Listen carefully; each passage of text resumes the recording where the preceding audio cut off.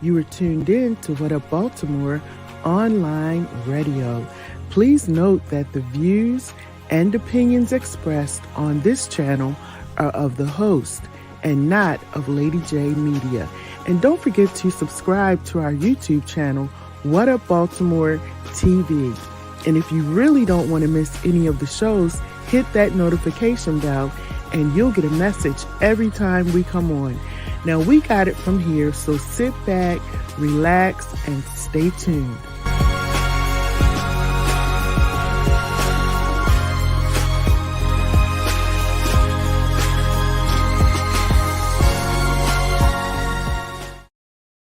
Hey, everybody. It's Dr. Lady J. Hey, Bakari. It's Dr. Hey. So listen, everybody, we are here tonight. We have this is like a wait a minute. Hold on, somebody calling it already. Hold on. Yes, caller. Hello. Yeah. Yes, it is. John Warren. Yes. Are you? Okay, I was calling to see. I'm in the middle. Yes, I'm in the middle of a show right now. I just started a show. I thought you were a caller calling now. Oh. Can you call me back around? What time? Can you call me back around 9 o'clock? Okay, actually, this slot was for me. Hold on. Well, stay on the line. Go ahead, stay on the line. Don't go anywhere, okay? Okay. Stay on. All right. So everybody, listen. We have I don't want to. I guess it is sort of like a little reunion because Bakari Atiba is on here. Bakari is out, and Bakari is a part of the program that we're always talking about, Beyond the Wall Mentors. Monty is still inside, and Akewi is out, but he is on home detention. And so I was finding out like throughout the week that all three of these brothers know each other. I thought I was like introducing people, but they all know each other. So we, and it's actually good because everybody gets to tell a part of their journey and what they're going through right now. So and we have another brother on the line. We're gonna bring him on too because y'all might know him. You might know him. I don't know. You might know him. So we're gonna bring him on. We're gonna bring him up as well. So Monday night, Akewi really lit up the airwaves with his story, and everybody has been texting me about this brother, and Akewi, everybody wants to see you get out here and really, go into some political arena or do something with children. Like I got all kinds of different responses about, Lady J, can you help them do something? But so hopefully when February comes, we'll be able to, help you do something. I know Bakari is going to be there to help you make it good. So I'm just going around, let everybody introduce themselves. Bakari, I'm going to start with you. Okay, thanks, sis. Once again, it's always an honor and a pleasure to be on your show. You're doing some wonderful things in the community. You're telling stories that's not being told, that need to be told. And we really love you, appreciate you, and respect the work that you're doing. I just want to say that first, right? So I'm Bakari Atiba. Where do I start? I'm the community leadership specialist for a harm reduction organization in East Baltimore called Charm City Care Connection. I'm the spokesman for Behind the Wall Mentors and Beyond the Wall Mentors, which is the community aspect that we out here building. I know young brother Kiwi. This is actually one of my little brothers, one of my little headaches at one time, but he one of the sharp young brothers that I know. I love him, but yeah, I'm just out here, just doing this work and just trying to make this difference. I'm trying to collaborate and partner with as many people as possible because it definitely takes a village, and it can never be enough resources when we understand the need in this community out here. Mm-hmm. All right. Okay, tell us again who you are. For sure. So I'm a Kiwi, as you guys know. I was on here Monday, had a great conversation, and I do run the Northwest Wellness Project. It's a community program I started in 2016 that I piloted. It's been very successful. We are partnered with Creative City Public Charter School, and we did have a partnership with the Baltimore Museum of Art, right? And my biggest thing now, right? I'm a guy who came out of incarceration and went back, right? The biggest thing that we fear, right? And now that I'm in this stage of it, in this level of it, I say the biggest thing about me is just knowing that I'm not just an activist, right? I like to look at myself as I do, I like social media. I do a lot of influencing and stuff like that. But I try to just tell my story, right? My story is post incarceration. My story is being rehabilitated, not through the prison system. Remember, I talked about that last week. It was like, well, I'm glad you was able to get some resources while I was in prison. No, I met that brother, right? In Patuxent, right? When I went from Cumberland to Patuxent, he caught me right at that perfect time, right? Where I'm always been intelligent and smart, right? I can take that for myself. I've always been the mindset of wanting to do good, right? But when they talk about a Kiwi, right, I earned that name through the process that this brother put together in Patuxent that he was already doing for years, right? And I came into that culture. And everything that I'm doing now is just to prove that even when we mess up and make mistakes, because this ain't a perfect journey, right? I wish it was. I wish my journey was like I came on 2016, had a lot of great stuff going, and I still do. But when I fell hard. So now, for all those brothers that's still in there, right? There's no, man, and no matter how hard you fall, we still working out here and we still got good things going. And I appreciate you so much for this platform. Absolutely. And then we got our brother Monty Fleming on here. Monty, go ahead. Monty, can you hear me? Monty? Can y'all hear me? Yeah, we can hear you. Monty, go ahead. Yeah, I can hear you. Can y'all hear me? We can hear you. Monty? I think he's having trouble hearing us. Monty? Hello, can y'all hear me? We can hear you, Monty. Okay. Okay. Yeah, this is Monty. This is Monty speaking. Go ahead, we can hear you. Monty. I think his phone is messing up. Yeah, it might be a bad connection. Cause Yeah, I can hear him when he It might be talking. a bad connection, but I want to say like Monty, he another good young brother, that fell victim to his circumstances, but during this time that I was with him, and I was with him for a substantial period of time, I mentored him a little bit, but he a sharp young brother, very positive, one of the young men that acts like a Kiwi. I admire these young brothers, and they call me big bro, but I've learned a lot from these young brothers, just watching them, just seeing the work that they're doing, the way that they use the information that they've obtained to, influence and impact other people's lives in positive and meaningful ways. Monty is another good brother that, it's one of those situations where he has a lot of potential, he has a lot to offer out here in the community, but unfortunately his circumstances prevent him from doing that out here.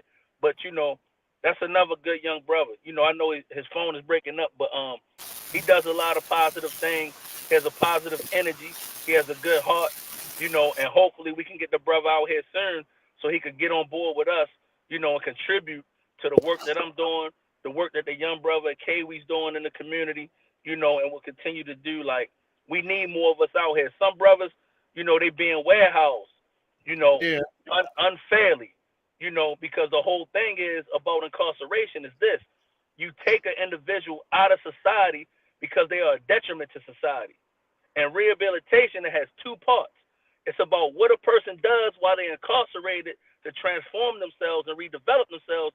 And then the debt is not fully paid to society until you actually get out here and start doing that work out here, showing the rehabilitation on the outside where it really matters the most. And these young brothers, I can attest to that. That's what they're doing. That's what they've been doing. And listen, okay, we do me a favor. Go out and come back in because there's a lot of feedback coming from your phone. And then Tay Gross says to tell all the men that he says hello and he sends his love. Let me see if I can get Monty back up. Go ahead, Monty. Can you hear us? Hello? Can you hear? I can hear you. I can hear y'all. Can y'all hear me? Yeah, we can hear you. Okay. First and foremost, Lady J, I definitely, I always pay homage to you. I thank you for the work that you always doing, for the collectiveness that you always doing with the brothers on here, and providing us a platform, to shine light on what's going on out there and what's going on in here, right? Right. So that's first and foremost, right? Holy clap to the brothers that's on the line, man. Good to hear y'all, man. Really good to hear y'all, man.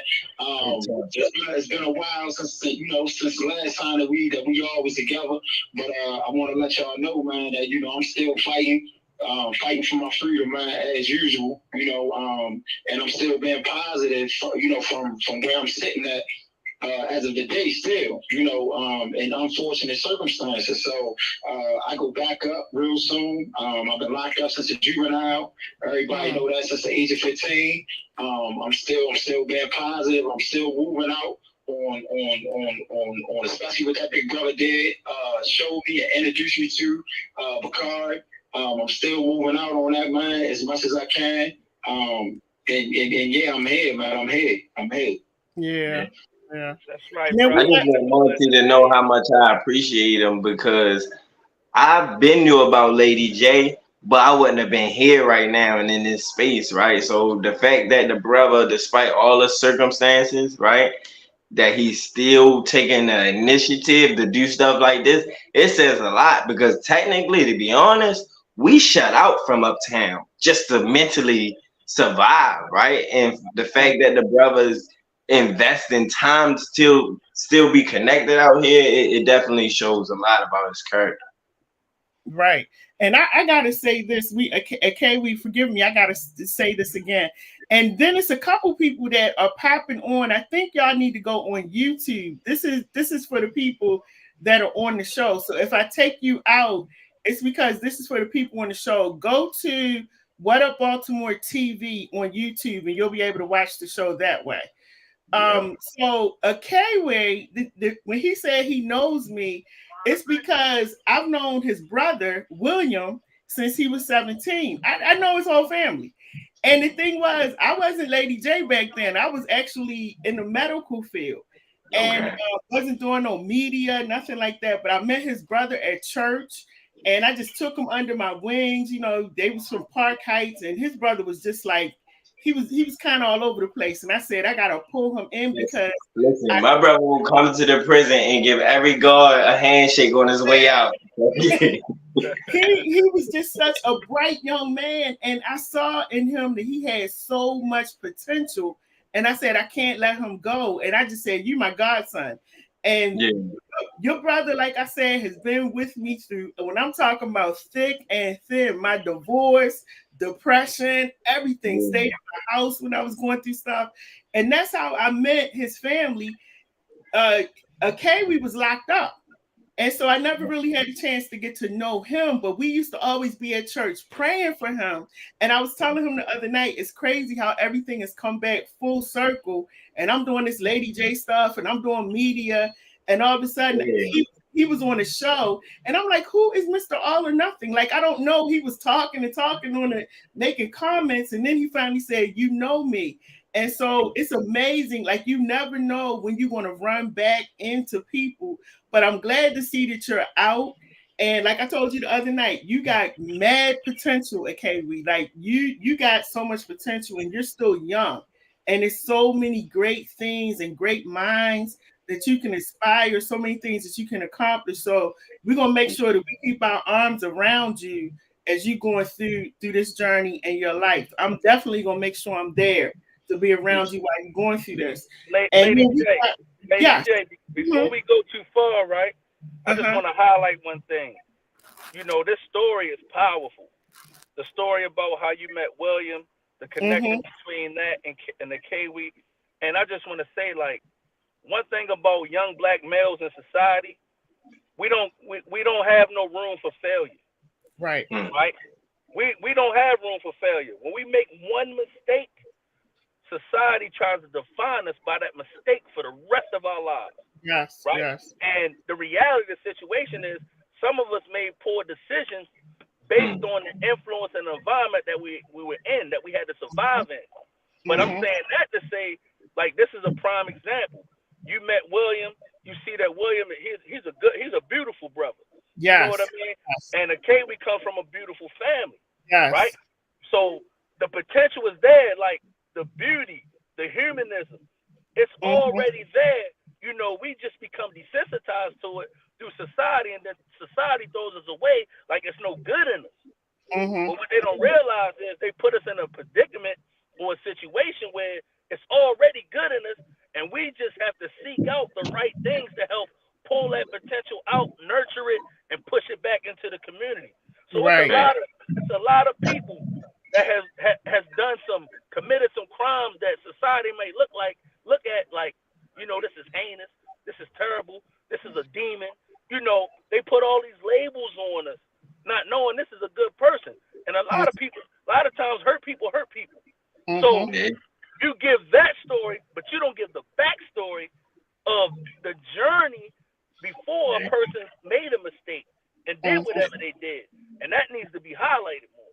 And I'm glad he said that, because this is you know, in a court you could play the game, right? Or you could be real, and being real, you're less likely to be successful.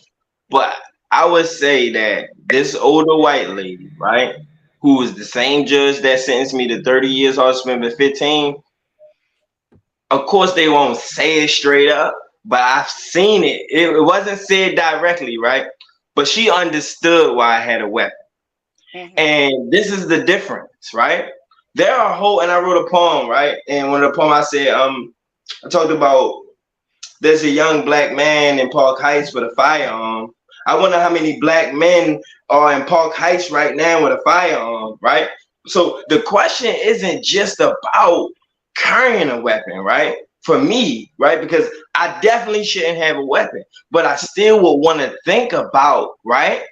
Had I not be a felon, discredited, right, from possessing a weapon, that's the biggest difference. So my goal is to put young men on a path where it's not about having a firearm, right?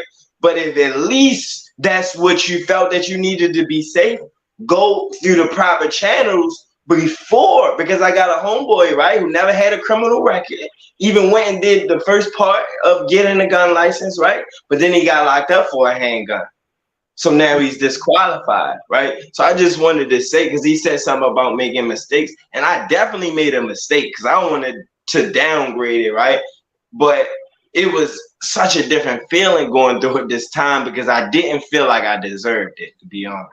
Yeah, and I know the whole story of behind that, because you know your brother had talked to me about it, and there was some circumstances that led up to it. So, but like you said, people make mistakes, and sometimes it's the environment that you're in, and you make some quick decisions, and then you think about it later. So I also want to introduce. We got a brother on here. He's new, so we want to welcome him to the show. So tell us who you are. You don't have to tell us the facility that you're in, but just tell us who you are, you know, how long you've been there. My name is LJ. Most people call me LJ. My real name is John Warren. I've been locked up for 25 years. It's something that I didn't do. I've been fighting hard to prove my innocence. The last administration, Maryland Moses administration, they actually recommended my release from prison. It defeated to Brady, it defeated to evidence that was withheld from me. And when they lost the election, when the new administration came into office, I was basically reneged on that recommendation. So, you know, I've been locked up since I was a kid. I was a juvenile as well. But since I've been locked up, I educated myself to my situation. I started my own program back here. The name of my program is SOIL, and it's an acronym for Sprouting Optimistic Intelligent Leaders. So what I do is I invite the young guys into my program. I wrote the war and the social workers. I got them involved in my program. So I deal with 24 and under. So guys are 24 under, they come to my program, they have to participate, just give out certificates. It's a 3-month program. It's a 12-week curriculum. And also at the end of the program, these young guys get to have a one-on-one session with a certified therapist that's on the outside. And in turn, that therapist will write a letter of recommendation for the young guys if they got a modification coming up, or they got a promotion coming up. They write a letter for them on their behalf, saying they are accepted to their program. So, even though I started the program in this institution, it also extends to the streets as well. So I'm just still trying to do the work. Putting forth the effort, trying to help these kids at the same time fighting my fight. So I go to court October. The all of the Brady violations, this administration been fighting me for whatever reason. I don't know. My case has been in the media recently. It just, the last administration, they wrote like a 10-page, like a 10-page scathing affidavit. I'm going back and forth with the new administration. So I believe that I'm caught up in a political fight. We just briefly found out that one of the defendants on my case withheld evidence in another case, and that guy was exonerated. So just a lot of things still coming out, man. I got an attorney, man, that's fighting so hard for me. She's been rocking with me, man. She believes in me. So, a lot of people know that that injustice is done. So we just pushing, man. So while I'm fighting with the courts, I'm also, man, trying to uplift the youth, in this environment, though. So, whatever I start looking kid, man, I'm just still going to work, man. Just really trying to do the best I can, man, and make this environment a better and safer environment, and also, man, just still trying to, extend that same up to the street. Now let me so give us that you said you go to court in October. Do you have a date yet? Yeah, I go to court October the 31st at 4 o'clock. Not Halloween. So I'm sorry, go ahead, say that again. Yeah, I go to court October 31st, 2 o'clock in front of Judge Charles Bunkers. Okay. What courthouse he in, Lady J? What courthouse is that? Mitchell Courthouse. Mitchell Courthouse. Okay, because what I do is when y'all go to court, I normally show up. So I'll get all of the information, and I apologize. When you first called, I thought you were somebody else, y'all. I get so many calls from people inside during the day, and I thought you were somebody else. That's why I said call back at 9. My apologies, but I will definitely be there on October 31st. I'll be there. Okay. I most definitely appreciate it. Thank you so much. Yeah, and normally I push when I know that people are going to court. I normally get the word out. And it's been times when so many people have showed up in court on behalf of people. Like, we try to fill up the courtroom. So I'll spread the word about that. But Bakari, talk to him. What can you say to him? Well, one thing I could say, man, like, it's unfortunate that, you fighting this fight for something that you didn't do. Just know you're not alone in that. It's a lot of brothers that's in that same situation that you in. I want to commend you for staying strong and continue to fight, because and I used to tell brothers this all the time, like, sometimes we can give up and don't even realize we gave up, right? And you haven't done that, so that's a good thing, brother. And what I want to say is, focus on your growth and development as much as you can, right? Live every day like tomorrow you could be going home, because that's going to help you be prepared. When I had 50 years, I was still moving as if I might go home next week. So I was preparing myself. I was developing myself, because, when you go through a period of incarceration, there's a gap. There's a gap in your existence in society, right? And people that haven't been incarcerated, they've been living life. They've been going to school. They've been getting jobs, things of that nature. So you want to prepare yourself and develop yourself so that you can come out here and successfully compete and cooperate in the workforce and in life in general. So listen, your circumstances, they don't define who you are. And as long as you keep that mind frame that that's not your home, never forget that is not your home. You might be there right now for whatever time. That is not your home, brother. So keep building yourself. Keep preparing yourself. Keep fighting and get ready to come out here. It's going to happen for you. It's going to happen for you. And I would definitely like to connect with you because I also have a program called Hope Baltimore that I spoke about the last time I was on the show. And this is a reentry program, right? And what we do is we work with brothers the same way. When you come home and you got to report to your PO within the first 24 hours, you need to be coming to see us within the next 48 hours so we can help you debrief. People don't understand. Going to prison is like going to Afghanistan, my brother. It's like going to Afghanistan, right? And the same way when a soldier comes home from a tour in Afghanistan, they go to Fort Meade and other places so they can work with people that help them readjust to society. That's the same thing that we're doing at Hope, right? Trying to remove the many unnecessary barriers that men and women face after they become formally incarcerated. So I would definitely listen. Through Lady J, I would definitely like to get your information so we can stay connected. I'm going to try my best to be at your court hearing. If I can't, I could definitely put a letter together for you on your behalf saying, like, listen, I connected with you. Right? This is what our program. I appreciate that. I definitely appreciate that. Yeah, so LJ, make sure you can text me the information, text me all of that information, and then I'll make sure that I, get it out there to everybody. So whoever can show up, we'll be there. Okay? Okay, yes, ma'am. All right. Thank you. I appreciate that. Okay, wait. Anything you want to say to LJ? Because you're out now. You just kind of went through that situation. Anything you want to say to him? Oh, definitely, man. The little taste that I was just getting of the city jail and the new, like, when I was in prison 2009, 10, 11, 12, it was already changing. It was bad, right? But now, them youngins that's coming through that brother got to work out, I salute him. I commend him.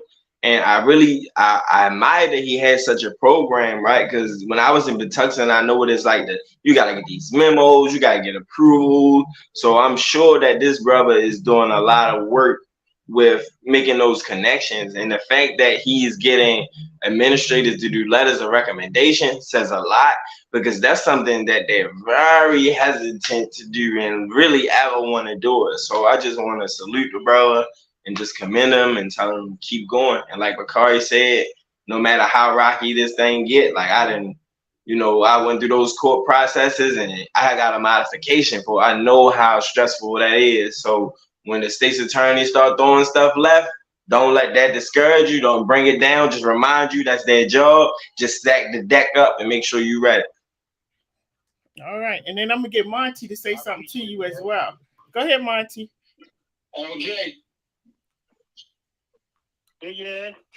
Hey man, listen. Stay focused, continue to fight, man, and don't never let the people, man, discourage you, man. Even with all what's going on behind closed doors, when it comes to Ivan Bates and when it comes to Merlin Mosby, that whole connection, man, because you basically they trying to put you as a casualty of war, man. You understand what I'm saying? So knowing how it is already, that we already painted as, we operating out of a whole other, you understand what I'm saying? So continue to do what you do, man. I see you on a daily basis. You feel what I'm saying? So, if you need somebody to holler at or talk to or connect with, man, I'm right here for you.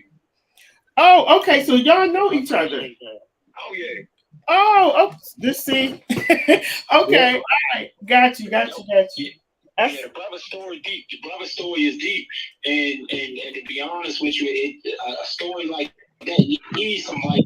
It's just a lot of hocus pocus going on because of the administration don't like Merlin Mosby and what she did, how many doors she opened up for the community, and that brother right there is getting casualty of war behind that because he fall under whatever category, whatever law, whatever door that she opened up. So then as though they don't like her, he being paid the price for that, and that's not right. That's not right. So the brother's story is definitely deep. It's definitely deep. Wow. Well, LJ, I heard it saying that you only have 30 seconds. I appreciate that. Yeah. I appreciate y'all time. I appreciate y'all feedback, and I'm definitely gonna be in touch. Okay. All right, and send me that information, okay? Okay, I'm sending you. Take care of yourself. Okay. Thank you. You too. All right. He had to go because his time is run out on his phone. So ain't nothing worse than when you get that 60 seconds. It's like a nightmare voice haunt me. Like, you have 60 seconds. Yeah, so that goes on a lot on these shows, but people have been tuning in so much that they understand it. But yeah, the thing that I'm loving right here, I'm really loving is all of you brothers being together, supporting each other, because this is what we don't see on the camera. We don't see this. We see y'all fighting each other. We see y'all killing each other, attacking, doing all kinds of stuff. We don't see this right here. 4 men, uplifting each other and trying to help each other. And all of you are in different stages. He's going to court. Monty is still inside. Bakari is out. Kiwi is on home detention. And all of you have a story, and you're able to uplift each other. So this is why I do this show over and over. I got a 27-year-old son, and my biggest nightmare is getting a phone call that he got killed or something happened, so I'm very passionate about all of this, and we got to continue. So if you all are watching, if you're listening, I need you to share these videos, invite people to watch, invite people to support, because it's up to us to change the narrative. Nobody's going to change it for us. We have to change it for us. And so, Kiwi, tell us, I know you said that you're on home detention until February, right?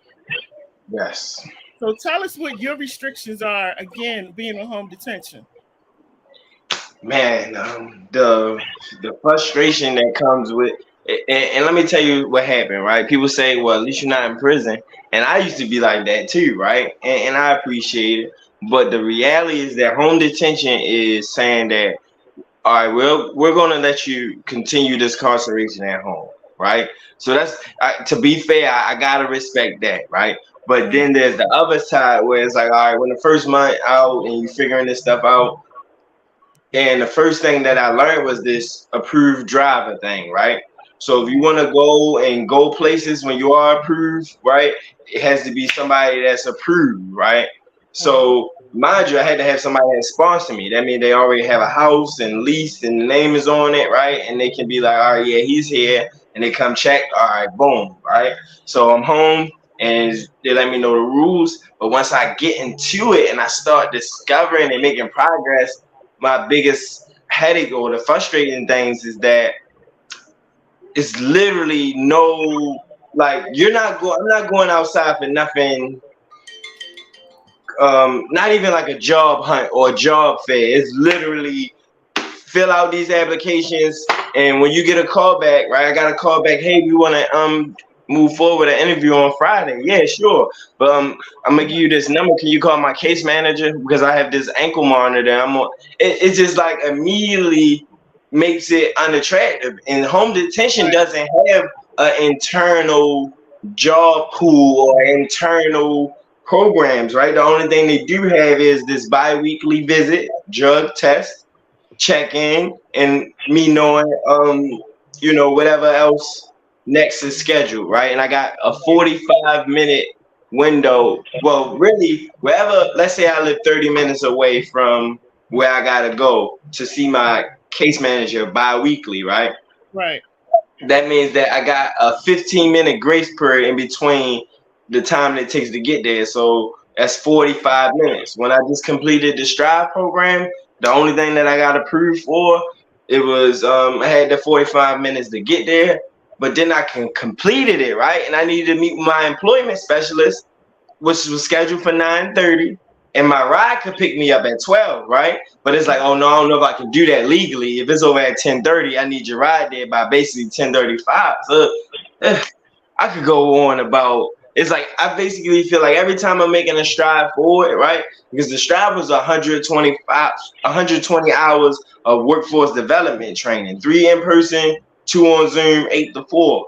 So I'm already qualified. I already got an awesome resume, but it's just I wish I didn't have to make my employer that before I even get in the door and get them, all right, we're willing to work with you. Like I hate that immediately I got a contact with them, and when they talk to those people, and it's the system, they got a script. It ain't like even if I got a great case man, they gotta let them know this is the rule. We need your what if you wanted to hire me and they call you and like, hey, we need your business information. Like it's like you probably would still do it, but you gotta know me. You gotta be invested in me to go that far. Right. I can't be at home alone with my children, right? Hospital, if I get any emergency, I gotta go to their department or a DOC, NTC. So yeah. Did you say you can't be at home alone with your children? Nope. Why? Yeah. The real reason why is because if they want to come lock me up, they don't want to have to deal with that kid thing, because they would have to call Child Protective Services and all that, right? They just want to be able to come get me and take me back. And that's a guy that told me to shoot. Now, of course, they're going to say, safety and different reasons, but that's typically the real reason. Wow. So Bakari, talk to him, because that seems like, I mean, that's just like being in prison, except you home. Because you were saying the other night. No, I am in prison. Because you said you can't even go outside. I can't apply for food stamps. I can't get no government assistance. I can't open up a bank account, but I can go get a job. Yeah, because see, with the job, the same way when you're on work release, whatever job you have, you still have to pay home detention. They want their money, right? So they're gonna allow you to get in a position to make sure they get their money, because you have to pay to be on the bus, right? And I was on home detention, and the transportation thing was the same thing, right? I was so determined. I was like, you know what? If I gotta catch the bus, I catch the bus. I was catching a bus from Liberty Heights and Rogers all the way to Jessup. Damn. Oh yeah, I remember you working all the way out there. So that was 3 buses I had to catch, 2.5 hours of fly time, right, to get there. I got there, I had to check in, I worked. Then I had to catch an Uber back because the bus is not running from Jessup back to Hilltop to Park Heights and Rogers, right? So, what happens is this. If you pay attention what's going on right now, the prisons are overcrowded. They're not building any new prisons because a lot of people don't want prisons in their backyard, right? However, they want to keep you under supervision. So what they're doing now is they're allowing more people to come home on home detention, because what that does is it essentially turns your home into the new prison. Yep. Right? It turns the community into the prison. So what happens is they letting guys out with all these restrictions that is prison-like right in the community, right? But, we be so excited and so eager to get back around our families. It's not a lot of smoke that come behind that. But what I'm going to say is this, right? And I know a Kiwi, right? I know a Kiwi since he was little ant, right? And I'm going to say this, and this for him and any other young brother. Listen, one thing that's more powerful than a prison is your determination and your mind, right? And a lot of times we feel a certain way about things because of the perception that we have of it, right? So when you can't change a physical condition, change your perception of it, and it'll make you feel better about it so that you can be more successful in that process, right? And that's what I had to do. I had to change the way I looked at my situation so that I could feel better about my situation, so that I could be the best that I needed to be in that situation. Definitely. Because you're the most important person in your world right now. And when you learn that and you love yourself to a certain extent and you treat yourself like that, that's going to flow out into every relationship that you have. That's going to flow out into your community. And that's even for brothers that's on the inside. I had to adjust my mind. Like, you know what? I'm not even going to look at it like I'm in the penitentiary. penitentiary. I'm going to look like that I'm in school. So every morning I get up, and you know it, KB, every morning I get up, I got books in my hand, right? I got books in my hand. I'm on the go. I'm feeding myself. I'm educating myself. And it's the same thing we got to do out here. See, what happens is we come home and we have certain expectations because we want to be civilians and citizens right away. But the state is saying, no, no, no, right? So we got to be able to make that mental adjustment like, listen, this is another part of our process. So don't look at it like you're refined and you're restricted. Look at it like you got a little more time to plan, plot, strategize your success. But now you can do it with a closer lens. Now you can do it with more access. You got access to the phone. You got access to the internet. You dig what I'm saying? And you utilize those as tools. Like they beneficial. Things that we don't necessarily have access to on the inside. So although, you know, being on home detention, I did it. You can't move the way you want to move, but it's still an opportunity, right? It's still an opportunity. It's still a way to turn something that they perceive as a further punishment into a further opportunity for us to grow, for us to evolve, for us to network, for us to be more connected. The worst thing about prison is it isolates you and it disconnects you. And we human beings, like one of the things that separates humans from other animals is that we social people. So we have a need to be social. Even people that say they're antisocial, there's still somebody that you love and you connected to, right? So we social people. So, you know, being on the box, it's another opportunity to reconnect in certain ways through a little process. Once that process is over, you should have built yourself up and prepared yourself where you're going to hit the ground running. I know you're going to do it. I've seen you do it before. You know what I mean? I've seen you do it before. So, you know, sometimes we just got to change our perception of things. Even in the workforce, right? Sometimes we feel like certain people are against us. Sometimes we feel like certain people holding us back. Change that perception.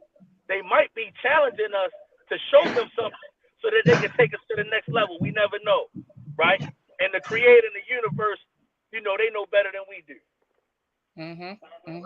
And Bakari, how much time did you spend in prison, and how long you been out? So I spent 19 years, 11 months, 3 weeks, and 4 days. Right? So you might as well say I did 20 years in prison. I went to prison, I was 20. I came home, I was 40. I just celebrated my 4-year anniversary in January, right? And, you know, it's tough. It's tough when you first come out here, you know, and it takes time. A lot of times, you know, especially as men, you know, we have ego, we have pride. We feel like we men. Society says that you're not really a man if you're not accomplishing certain things, if you don't have certain material possessions. That's why love itself is so important, because circumstances don't define the man. The man defines his circumstances. That's right. Right? So, you know, and I went through that, though, coming home feeling like I wasn't accomplishing enough, this, that, and the third, but we just got to be patient. We just had to be patient. And instead of focusing on where we not at or where we think we should be, just focus on the process, right? Do the work. Do the work. Do what you need to do. Focus on the work that you're doing, and when you look up a year, 2, 3 years from now, you're going to be exactly where you're supposed to be at that given time. That's right. And I want to play that video, the little video I played the other night that you did. I want to play that because some people maybe they didn't see it. And then I know we only got a few minutes left. I want to Desmond Hanif Perry. Oh, he went off the screen. Desmond Hanif Perry has an event coming up Friday night. I want to tell y'all about that. I just want to say, Bakari, like you, I'm just so amazed at all your brothers that are out and all of the great things that you're doing in such a short amount of time. So I just want to give you a shout out for that. You know, for all of the great things you're doing.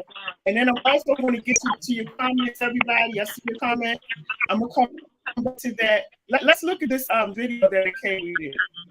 You barbed wire. Matter of fact, you can't go through it once you go back in it. Matter of fact, you don't go back in it unless you're going back in it over and over again, because it's like a revolving door that keeps saying, hey, come visit me. Even when you're doing good, you might get in a drive-by or a shootout, and even if you're the victim, you're still going to jail because your past criminal record and you weren't supposed to be near a gun or bullet or even almost dying.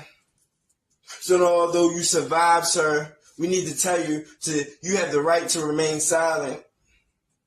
Because you won't give us all the information that we need to know about when you almost died. But we're not concerned about that part. We want to know who was shooting out of your car when the other people were shooting at your car. We know it was someone shooting, even if it wasn't you. Who was it? So then there's that moment where I gotta decide is do or die now. Do I keep it a G? Or I decide I don't want to ride now. I don't want to be street no more. I'm in a situation where I got 30 years over my head, and if this dude get me locked up, it won't be no more.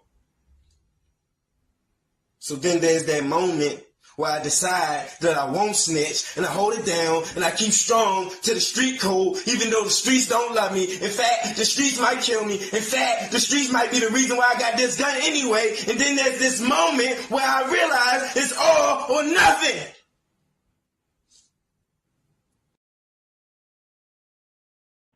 I love that. Hey, Lady J, I'm telling you, just took me back, right? It's been a long time since I've been in the room with this young brother spitting that fire. You hear me? Spitting that fire. So, yeah, that was a good job, bro, man. I'm proud of you, man, as always, you know? Yeah. And just to give you a little backstory, I really freestyled that poem into voice audio because it was on my spirit that heavy and I wanted to get it out. And that's a true story. Everything I said that really happened. That is fire. I'm telling you, I love spoken word. Like that is crazy. I'm keeping that on my on this computer because that's when I do these shows, I've been looking for an opening. With your permission, that's gonna be the opening for my show. Like that. Hey, I'm with it. I'm working on some new stuff too, so I got it. And Monty wanted to say something to you. Go ahead, man. Man, listen, man, you still like home, man. You come in there, you take over your times, man. Listen, well, Carly, man, you gotta get that young somewhere, man. You gotta get that young somewhere, man. He's still at it, man. He's still at it, man. Yeah, definitely. We're gonna talk, and you know what? I really have some things that I've been working on that I'm going to talk to you about because I know it's hard, you know, being home. Because I told you the other night, like when the pandemic was going on, I said, "No, this ain't gonna work for me." I was out every day in the height of the pandemic because I'm like, I cannot do that staying home. But I got some things I want to talk to you about in KW while you're at home. Okay, to kind of, you know, keep your mind going and just keep your mind off of just being at home all the time. Because February is a ways away. But you know, so I'll talk to you about that offline. But let me go to these comments real quick before I go. So y'all know Tay Gross. Everybody knows Tay. Good brother. Listen, good brother. Me and Tay actually came in the system at the same time. And we was in me and Tay was in the jungle together. We were some of the youngest guys in the institution where people were serving double life, triple life, never going home. Tay a solid brother, man. I got a lot of love for that brother. It's nothing but love for Tay. Yes. I call him, that's my nephew. I adopt everybody. That's my nephew right there. So he says to tell all of y'all hello. And then Kay's on here. She's saying hi and telling me to continue to speak. I got my other godson, William Lefane, who is a Kiwi's older brother. He said to you, Bakari, that's solid advice that you're giving out. And he said the readjustment process is so real. And then we have Alvin on here. Alvin says all real, honest, and conscious brothers who really stand on their knowledge. And William says to keep your mind and body and spirit strong at all times. That's for KV and LJ. And hey, Lady J, that brother Alvin that made a comment, we gotta welcome him home. That brother just came home, right? And it was ironic. I ran into him early. I didn't even know he was home. Another good brother. He just came home. We gotta put our arms around him to make sure his transition process is as successful as possible. Shout out to brother Alvin, man. Welcome home, man. We love you. Welcome home, Alvin. You can call me. Do I have that number up there? Let me see if I got the number. No. You can get my number from Bakari. You can get it from Bakari. We got Kay on here. She says, "Come on, February. Hang tight, brother. Things are working in your favor. Just Appreciate that. give yourself time and grace. I understand how frustrating this may be." And Tay is telling you also, hold strong. We got Desmond on here. He said, and shout out to Desmond Hanif Perry. He just came home. He's been home for like a year. And he's doing amazing stuff. He said, LJ is one of my brothers. That's the guy that was on the phone with Carl. He's a great example of resilience. He's an innocent man, and he is not giving up fighting. He's on his way home, no doubt. All right. And so, listen, there's an event before we go. There's an event that's coming up. I'm trying to see if I can pull it up on here. It didn't load up for some reason. I was trying to get this to load up. I don't know why it's not coming up. But anyway, let me just read it. There's an event that's coming up on Friday, August 18th at the Blonstein Building, 1 North Charles Street. It's called Breaking Barriers. They're having a discussion on alternatives to incarceration and community empowerment. All right. One of the panelists is Desmond Hanif Perry. He's a reintegration expert. He's been on the show several times, so he's going to be there. And it's at 6 p.m. I'm going to try to make that. Friday night at 6 p.m. I got so much stuff going on, but I'm going to try to make it on Friday night, 6 p.m. So if y'all can get out there, it's the Blonstein Building, 1 North Charles Street. It's in Baltimore, 6 p.m. Friday, August 18th. Okay? And they're going to have several panelists on there. And let me tell you something. If you missed the last event that I went to, the rectifymd.org, let me tell you something. That is powerful. I got to get him back on here so we can talk about it. Thank you, Kay. Listen, everybody, we're going to come back again on Monday. We're going to have another powerful show on Monday. Hopefully we can get Alan on here that just came home. Hopefully we can get him to come on. But Monty, anything you want to say before we go? Yeah, Lady J, to Kiwi, to the good brother, Bakari, man, listen, man, I appreciate you brothers, man, and being able to witness, still being right here in this position and seeing you guys, what you guys are going through out there on the transition and seeing the mindset and the motivation that you guys still have, man. It's a beautiful process. And of course, I'm doing my checks and my balances. Also learning from, okay, this what to expect if this happened, or this what to expect if you try to go through this or go this route. So to still see you brothers still standing on what it is that you introduced to me is a beautiful thing, man. It's a beautiful thing. So I want to let y'all know, man, y'all touched a lot of brothers' lives, man. You know what I'm saying, by the information that you did provide for us coming up. And to still see that y'all moving like that, because a lot of brothers not still continuing to move like they say they moving. You know what I'm saying? So to live and to stand on truth, man, I salute you brothers 100% in this struggle, in this fight. And hopefully, man, real soon, I'll be out there real soon alongside with you brothers, right? And also to hopefully to get out of the mindset of survival. I don't know if that will change as of now, even still being out there, because that's what I'm hearing out there. You guys are still surviving and still, you know what I'm saying? You living, but at the same time, you still got to go through certain things here at 2023. So, shout out to you, man, for really standing on business. And I appreciate you. Lady J, I appreciate you always for sharing this platform. Absolutely. Like always, man. Alvin, much love and respect, man, for you touching down. Welcome home, bro. Absolutely. Hey, Monty, man, we love you, man. Stand strong, brother. I still admire and respect you. I appreciate your resilience. I just want you to keep standing strong. Just know, man, you got people out here that love you, that's going to fight with you and work with you and help you navigate.